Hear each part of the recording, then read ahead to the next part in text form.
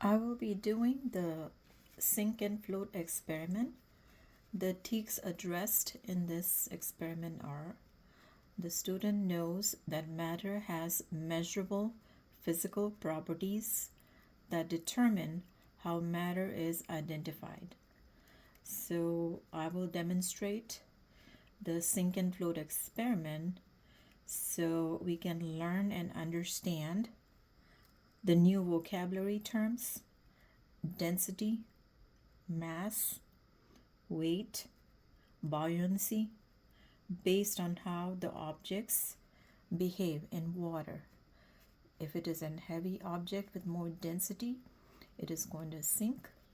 If it is light, it has low density and it's going to be floating up.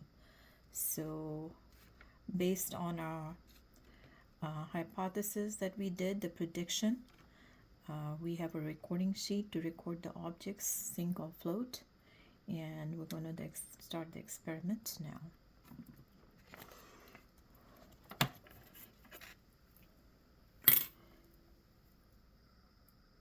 Key, it sank to the bottom.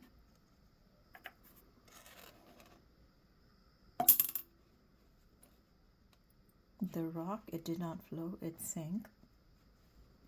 Here is a glass bead. Glass bead sank to the bottom. Here is a paper clip. It sank to the bottom. We have a penny here. Penny sank to the bottom. Here is a plastic spoon. Now, plastic spoon is floating up on top. It has very small density, so it is floating up, something similar to how a small boat floats up and swims to the top. And here's the crayon. We're going to see how the crayon is going to behave. So the crayon has low density too. It is floating up on top. So based on the